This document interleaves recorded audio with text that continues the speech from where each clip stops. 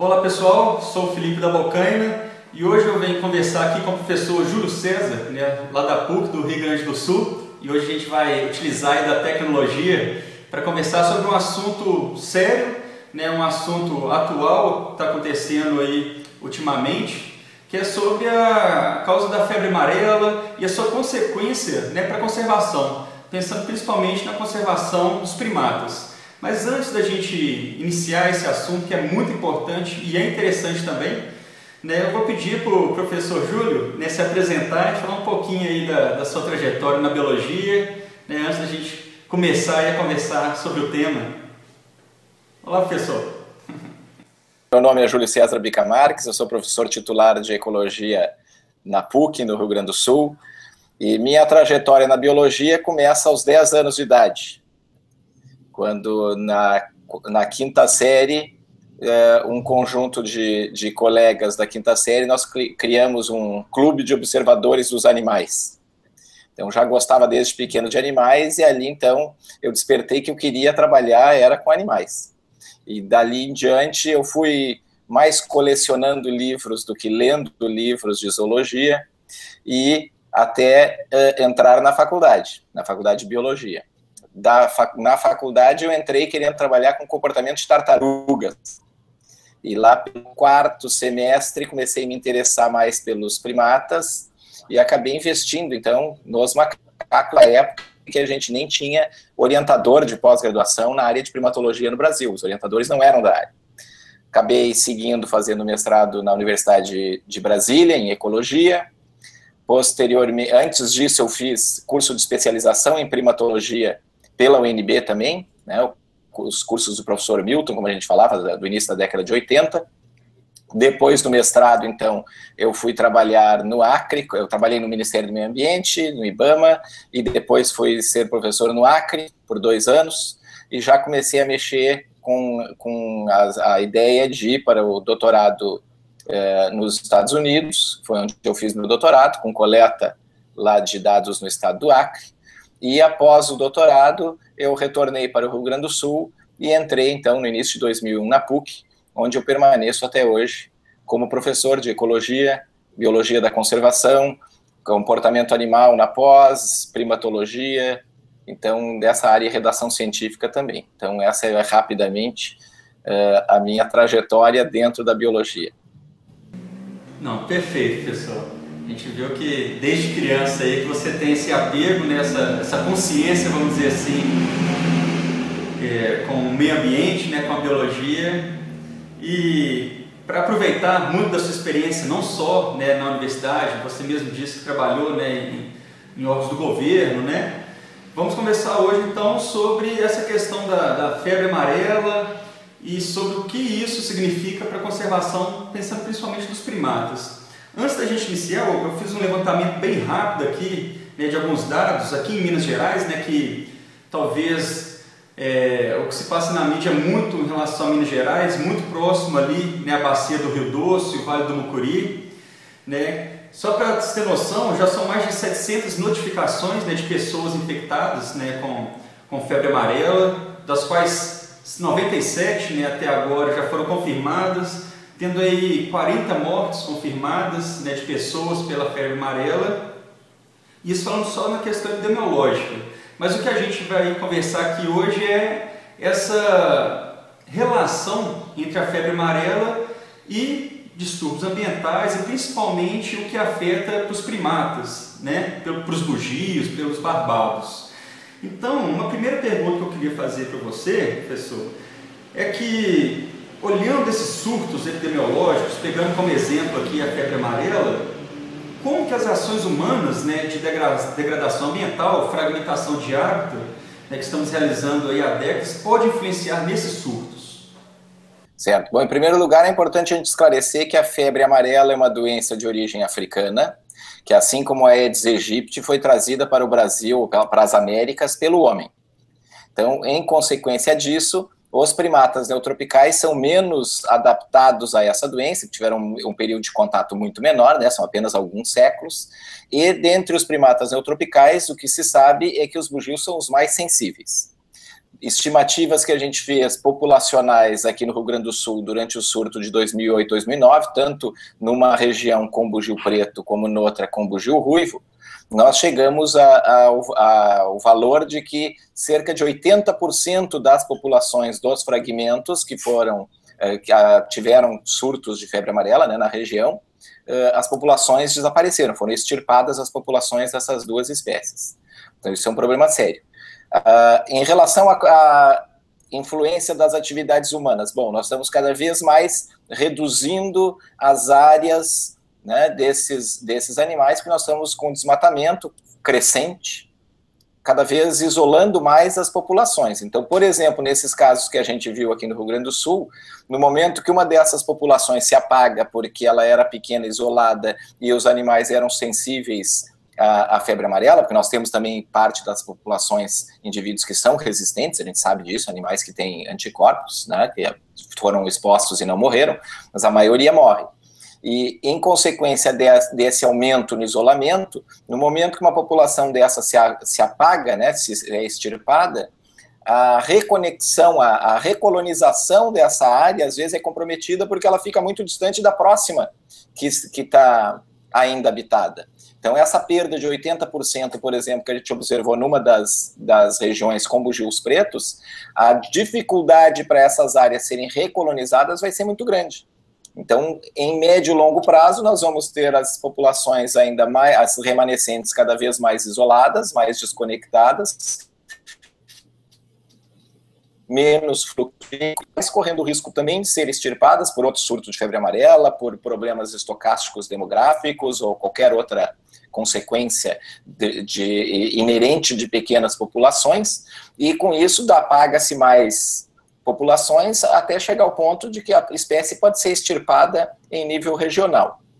Outras alterações que devem estar influenciando nesses surtos são alterações climáticas com períodos de muitas chuvas, né, que também ocorreram no passado, e com grande população de mosquitos. Essas grandes populações de mosquitos, além desses períodos de grande chuva, podem também estar relacionadas com uma ausência de predadores naturais, por causa também da fragmentação, por causa da poluição com agrotóxicos e vários outros agentes negativos, nocivos aos predadores dos mosquitos. E com isso, então, além de uma superpopulação de mosquitos, nós ainda temos que não tem quem come esses mosquitos. Outra consequência negativa dessa fragmentação e dessa perda de hábitat, dessa poluição dos ambientes, porque estão imersos em geral em paisagens agrícolas, é que se nós temos também uma depauperação da riqueza da fauna da região, os mosquitos que transmitem a febre amarela silvestre no Brasil, que são primatofílicos, ou seja, eles até têm uma preferência por picarem macacos, mas eles também picam outras espécies. Existem dados, por exemplo, da Guiana Francesa, que de 10 espécies de mamíferos que apresentavam evidência de que haviam tido contato com o vírus, apenas 3 eram de macacos. Então nós temos 7 outras espécies de mamíferos, pelo menos, né, nesse cenário de 10, 70% não eram primatas. Então outras espécies também são picadas pelos mosquitos, também têm a viremia e desenvolvem anticorpos contra a febre amarela. Então, no momento que nós temos uma depauperação da fauna como um todo nessas áreas isoladas, os mosquitos também não têm nem quem picar. Então, uma superpopulação, a chance deles também tentarem sair e picar qualquer ser vivo que apareça ali dentro daquele, né, qualquer ave, qualquer mamífero, acaba sendo maior. Então, as alterações têm todas essas consequências. E a nossa, obviamente, maior proximidade, à medida que nós também degradamos o ambiente, cada vez encolhemos mais as áreas de fragmento, porque nós estamos tendo atividades humanas no entorno, nós temos gente trabalhando no campo, então isso também aumenta a proximidade dos animais do ser humano, que é a minha hipótese, uma das minhas hipóteses, como esses surtos têm andado, né, que são pessoas que são assintomáticas, que é mais de 50% de quem tem contato com o vírus é assintomático, não tem simplesmente nada. Mais uns 30% tem a forma leve, também não sabem que tem febre amarela, acham que está uma gripe ou alguma coisa assim. Apenas uns 15% desenvolvem as formas que se sabe que é febre amarela. e menos de 10%, cerca de 6%, um trabalho recente que saiu, são os que pegam a forma maligna, que aí sim a taxa de óbito é de 50%. Então seria tipo, em média 6%, com 3% de morte. Se é isso, seria uma em cada 30 pessoas infectadas que vem a óbito, que é o que a gente vê na mídia. Tem muitas outras infectadas. Então essa dispersão de pessoas que são trabalhadores rurais e tem um raio de atuação também muito pequeno, não é que nem pessoas que viajam para distâncias mais longas, ou junto, né, com a dispersão dos mosquitos, que tem uma capacidade de voo muito maior do que de um macaco de sair da sua mata e ir pelo chão, atravessar de uma área a outra, que é muito menor, são provavelmente os agentes que estão desempenhando uma função essencial, quer dizer, essencial não, que não é boa, mas uma função crítica nessa dispersão dessa doença na paisagem, como a gente tem visto, e que caracteriza a febre amarela nos surtos que a gente tem visto no Brasil. Essa é a minha hipótese, né, para explicar. Sim. Não, perfeito. Sim.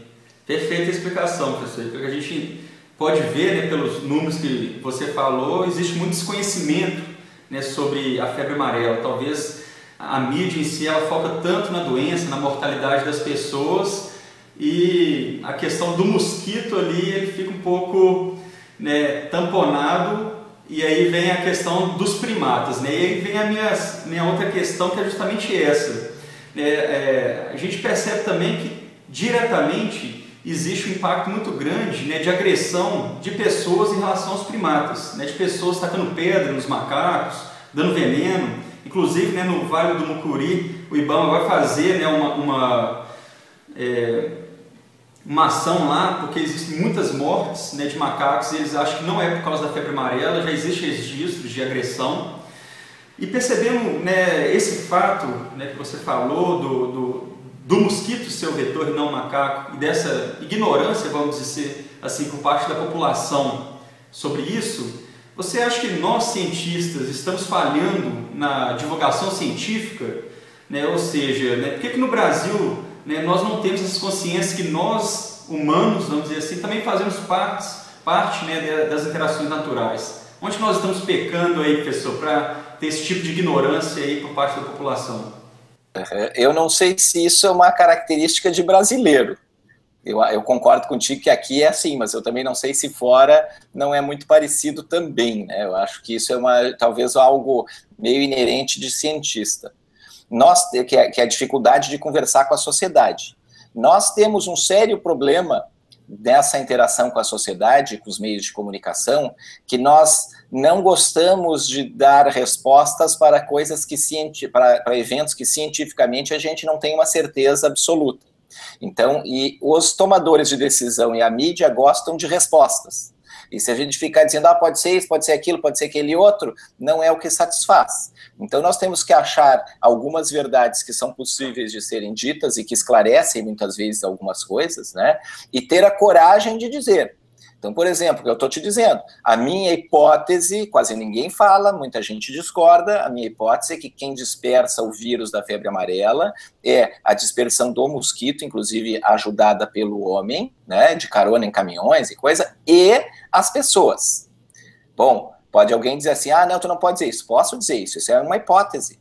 Vamos testar. Agora, eu posso dizer sim, e garanto pelo conhecimento que eu tenho de primatas, o que nós já sabemos de primatas, é que é impossível que esses surtos, esse caminho que esses surtos fazem, ele seja de responsabilidade dos primatas.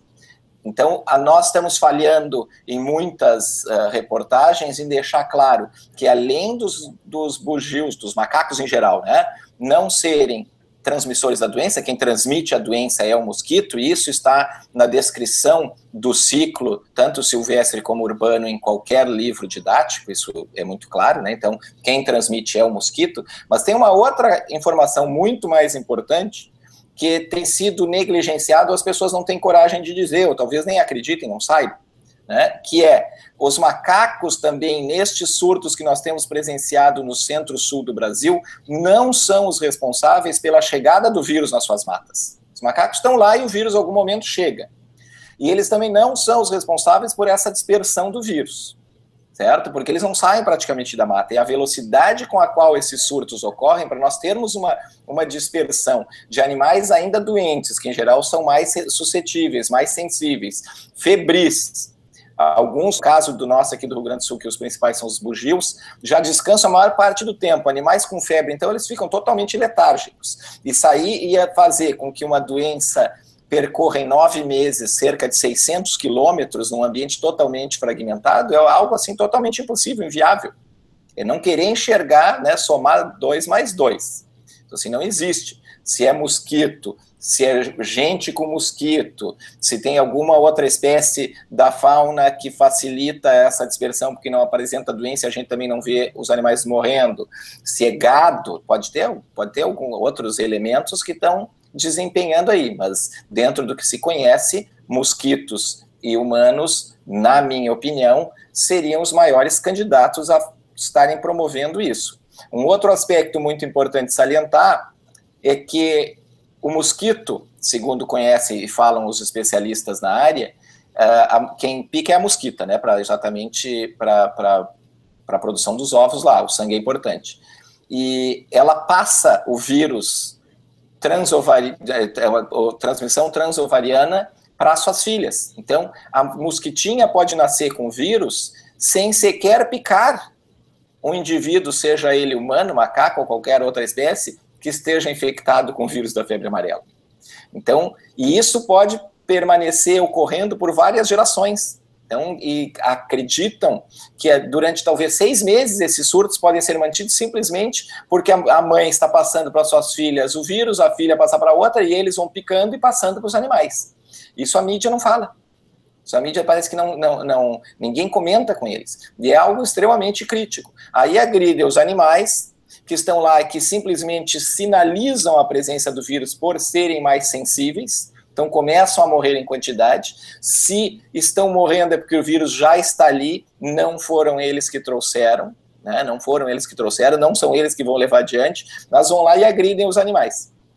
Então, por isso a gente lançou a campanha, que já é uma campanha de 2009, que eu lancei no dia 3 de abril de 2009, agora foi um relançamento que nós fizemos, aqui um grupo de pessoas aqui do Rio Grande do Sul, a campanha Proteja Seu Anjo da Guarda.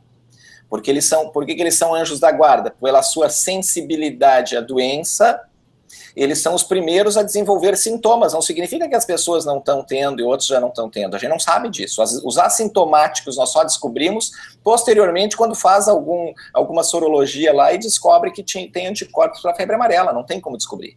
Mas fez viremia. Tinha o vírus circulando na circulação sanguínea sem saber nada, né? E é a maioria. É a maior parte das pessoas ainda isso.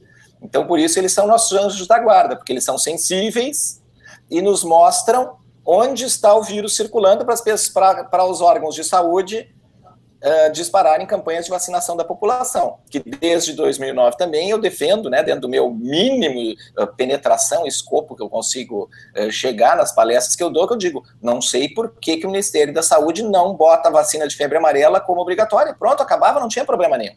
Se ela fosse obrigatória, nós não estávamos passando por nada disso, não estava morrendo ninguém, ou quase ninguém, pelo menos, né, e não tinha todo esse desespero, e agora estão discutindo exatamente a possibilidade de colocá-la como obrigatória no calendário infantil, que é a alternativa, né? Outro aspecto muito importante é que algumas pessoas, gestantes, crianças até 6 meses, imunossuprimidos, ou quem é alérgico à clara do ovo, não pode receber a vacina.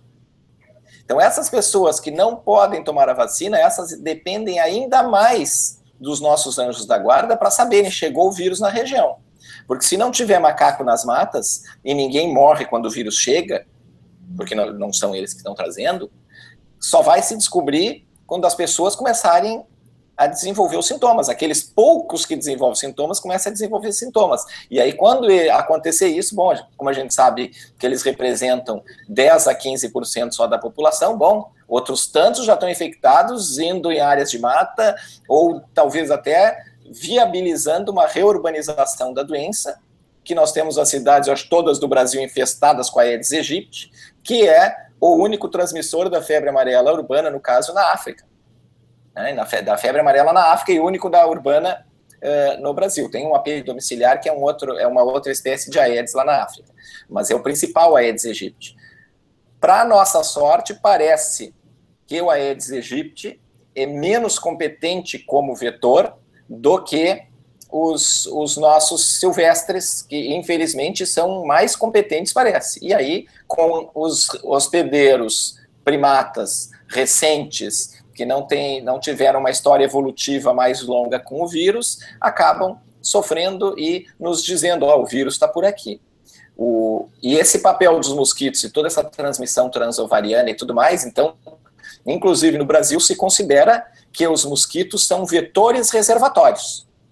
Os primatas também não são reservatórios, assim como o homem não é reservatório, porque eles desenvolvem a viremia naquele período de 7, 10, 12 dias que que ocorre a doença, depois o vírus vai para um órgão, normalmente o fígado, e não vai estar mais, não adianta ser picado.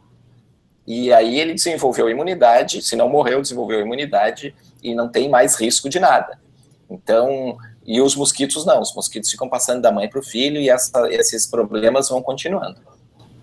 Não, perfeita explicação aí, pessoal, uma aula aí que você deu aí pra gente. E você comentou, né, em relação à campanha, né, Proteja o Anjo da Guarda, ela tem uma página no Facebook, não é isso? Ela também tem site? Como é que essa campanha ela está sendo aí dispersada aí, né, para educação? Isso, a função dela é instruir a população, né, em geral, os meios de comunicação e todo mundo que a gente puder atingir, que passem a mensagem correta. Na campanha de 2009 não existia Facebook, então assim, foi muito de palestra, dei muita palestra, muito e-mail, meus alunos fizeram teatro, que inclusive tem uma partezinha lá na página, então tinha, assim, a gente movimentou um monte de gente, teve muita circulação,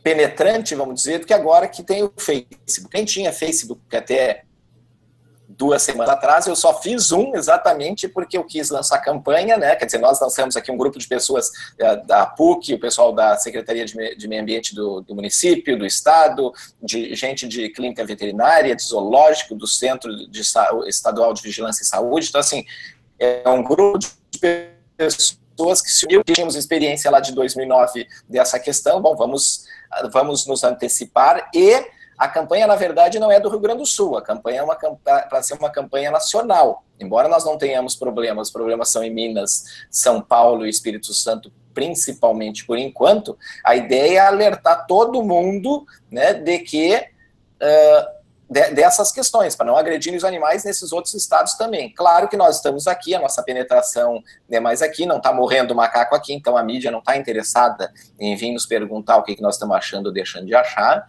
né?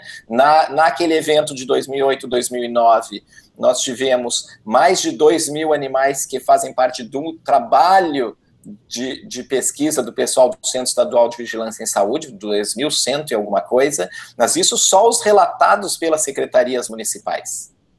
Né? O número que morreu, a gente sabe que foi muito maior, porque esses foram os relatados, a gente não sabe quantos mataram, que realmente não se tem ideia, mas se sabe que tem relatos de pessoas, inclusive dizendo depois que mataram por medo, porque o que eles ouviam falar era que o macaco era o responsável, né? Que infelizmente eu acho que não está tão esclarecido de novo, ainda não está, e apesar da gente estar batendo nessa tecla, acho que as reportagens estão sendo falhas nesse sentido. E, então, assim, os animais que morreram em áreas mais de mata, mais isolada, onde não tinha gente para ver, então não se soube. A gente soube que estavam na volta do pomar, perto das casas das pessoas, e que não foram mortos pelas pessoas. Então, com certeza, morreram muito mais do que os 2.100 e alguma coisa. Mas, obviamente, de 2 espécies, né, de bugios. Agora, essa mortandade aí em Minas e no Espírito Santo, parece que já estão morrendo outras espécies, não é só bugio, também tem sagui, tem sauá, tem alguns outros que estão sendo afetados também, né, mesmo que não sejam tão vulneráveis quanto os bugios. Então, a função é essa, e assim, a gente quer máximo de penetração possível. Ontem eu ainda estava pensando, como é que eu posso fazer, o que eu faço para chamar atenção, porque tem que chamar atenção, não estamos chamando atenção. Eu vejo lá o filmezinho que eu botei, vejo uma outra entrevista que eu dei na segunda-feira passada, e vejo, 8 mil visualizações. 8 mil visualizações não é nada. O Fantástico é visto por sei lá quantos milhões de pessoas. E aí a informação não está adequada ainda como deveria ser. Então a gente sofre para botar um vídeo, para fazer um negócio e atinge 10 mil pessoas, e aí qualquer programinha tem uma audiência muito maior, e aí peca, né, em não dar informação que é informação relevante para as pessoas. Não matem, porque eles não são responsáveis por trazer, eles não são responsáveis por dispersar, e sem eles, vocês vão se arrepender no futuro. É um trabalho aí de educação grande, né, que, como você mesmo falou, para o cientista em si, não é um trabalho fácil, a questão de divulgação científica. Pode ser um cientista excelente nas publicações e pesquisa, mas realmente a gente peca muito, né, na divulgação e na educação ambiental, vamos dizer assim, né? Mas eu acredito que com uma ferramenta, né, da internet aí, a gente tende a alcançar um público um pouco maior do que em 2009. E aí voltando, né, para a gente já ir finalizando aqui a entrevista, você relatou um pouco do que aconteceu lá em 2008, 2009, onde milhares de macacos foram encontrados, né, mortos. E o que vocês tiraram, né, de lição, né, daquele momento que pode ser aplicado hoje? Conta aí pra gente o que a gente pode fazer hoje que vocês perceberam lá há quase 10 anos atrás. Nós vimos naquele período, quer dizer, que a gente já sabia que eles eram extremamente suscetíveis, né?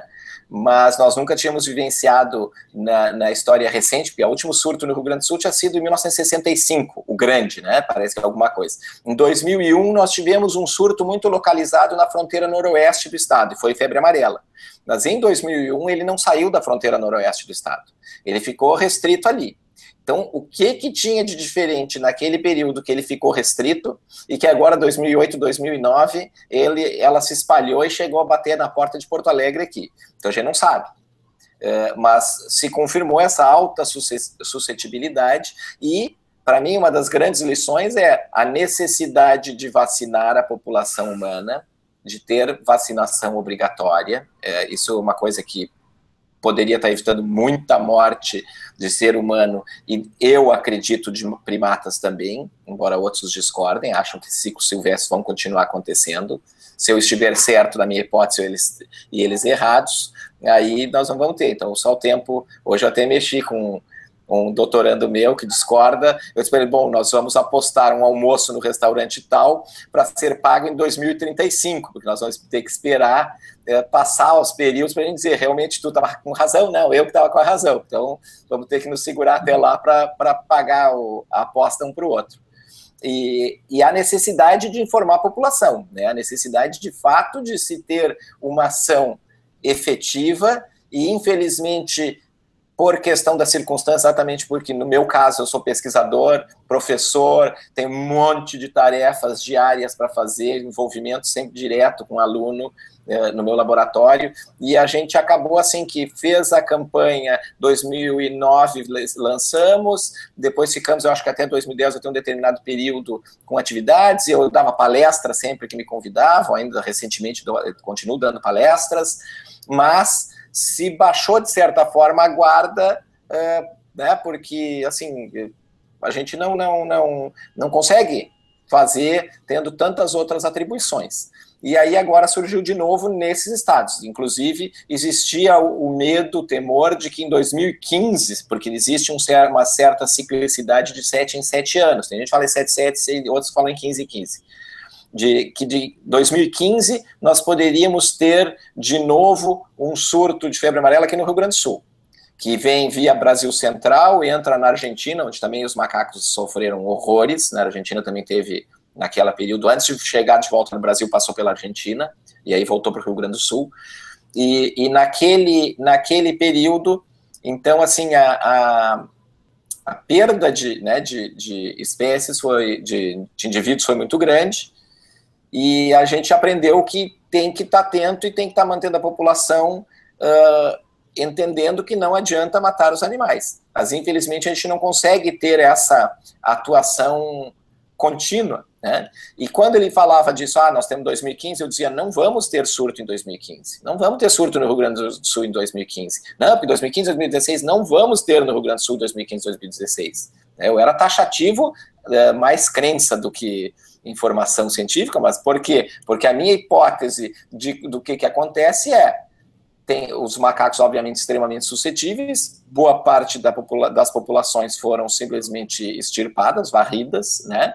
E pessoas que se vacinaram, porque nesse caminho todo houve um reforço muito grande da vacinação e as pessoas foram se vacinar. Então, no momento que nós temos pessoas vacinadas, eu digo que não vai entrar, não vai vir.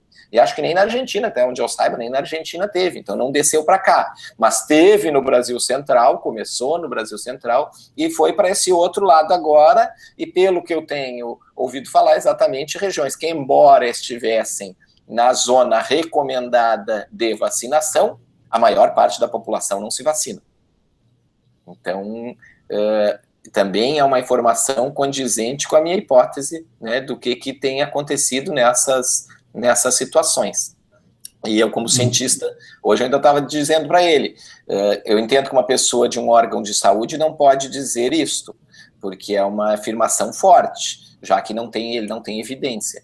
Eu, como cientista, eu não só posso, como tenho obrigação de lançar essas hipóteses que contrariam o que normalmente as pessoas enxergam, para nós conseguirmos direcionar esforços de pesquisa que deem as respostas que nós precisamos. Seguir fazendo feijão com arroz que sempre fizeram e não está nos servindo para nos informar, não dá certo. Então, a minha hipótese é essa. Né? E tem um aspecto muito importante, então, que eu tinha mencionado no comecinho, que o que normalmente a televisão, e hoje ainda no bem-estar, no site do bem-estar da Globo na internet colocaram, que é o ciclo da febre amarela silvestre, que aquele até não está nem bem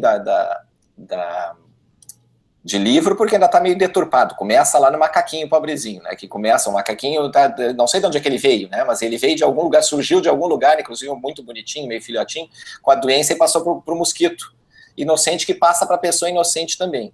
Então, mesmo a descrição do ciclo de febre amarela silvestre, onde tem mosquito, macaco, e fica nessa ciclicidade, que é o que normalmente a gente sabe que acontece mesmo, né? Dentro do ciclo, durante o ciclo, nós temos que explicar como é que chega o vírus ali. Então, esta descrição de livro didático, que tem qualquer livro, provavelmente é do ensino fundamental, não serve para o nosso cenário super fragmentado da região centro-sul do Brasil. Não serve. Se nós tivéssemos se existisse um reservatório do vírus nessas áreas onde está acontecendo, nessa região onde está acontecendo os surtos agora, ou mesmo podia ser no Rio Grande do Sul, onde quer que seja, né? Se nós tivéssemos reservatórios do vírus, nós não teríamos a doença andando na paisagem. Nós teríamos simultaneamente pontos ao longo dos estados que, ao mesmo tempo, choveu demais, aumentou a quantidade de mosquito e tudo mais, então isso vai fazer com que, simultaneamente, nós temos epizootias em diferentes lugares ao mesmo tempo. E não a doença sai caminhando de oeste para leste num caminho, não vou dizer que seja previsível, mas pelo menos ela não surge simultaneamente em diferentes lugares. Por quê? Porque óbvio que o vírus não está lá. O vírus chegou de alguma forma, que não foram os macacos, com 100% de certeza, e aí sim, né, mosquitos, pessoas, outros animais que conseguem usar ambientes campestres, alguma coisa assim, levaram adiante. Então, isso é outra informação, assim, que para mim é extremamente óbvia, e que as pessoas parecem que não estão querendo ter a coragem, ou não estão acreditando, ou não estão querendo ter a coragem de falar para os meios de comunicação. Olha, isso aqui é impossível. Não tem como acontecer isso. Nem o mosquito está sendo reservatório nesse cenário. Ele é um vírus, é um vetor reservatório, né, durante determinados períodos, mas nem o mosquito, porque se fosse o mosquito reservatório nessas nossas regiões, da maneira como está acontecendo agora, teria simultaneamente acontecido surto lá em Minas, São Paulo, Espírito Santo, independentemente em diferentes lugares, assim, e não ela está tendo um caminho na paisagem. Né? Então, isso é uma informação extremamente importante também para a gente se dar conta de que os macacos realmente são as maiores vítimas, são os mais sensíveis e são os que nos dão o alerta. Nós dependemos dele para nos darem o alerta, pelo menos até a vacinação ser obrigatória. Isso mesmo, pessoal. Acho que, né, quando você falava, eu ficava pensando que eu acho que se a gente tivesse uma análise, uma abordagem mais ecológica da situação, talvez a gente teria mais respostas e melhores atitudes, né? E uma delas a gente vê que se a gente começar realmente, efetivamente, olhar para a questão ambiental, né, de distúrbios ambientais, fragmentação de hábitat, desmatamento, corre o risco de epidemias como essa cada vez mais ser mais frequente, né? Então, professor, né, eu agradeço muito, né, a sua disponibilidade de vir aqui explicar para a gente, né, com toda a sua experiência. Vocês já passaram aí, né, na região sul do Brasil por essa experiência alguns anos atrás, então ninguém melhor para quem estava nessa situação para dar alguns conselhos e dar alguns alertas que são necessários nesse momento, né, que se fala tanto de vírus, né, de mortalidade de pessoas, que é muito importante também, mas sem esquecer sempre de que tudo isso é um processo, são interações, e se a gente para de pensar em interações ecológicas não faz muito sentido. A gente não sabe por onde combater, onde inicia, onde termina, né? A gente não consegue ligar as coisas. Então, pessoal, muito obrigado e se quiser dar uma última mensagem aí, fique à vontade. Eu acho que para terminar, então, a ideia é vacine-se, né?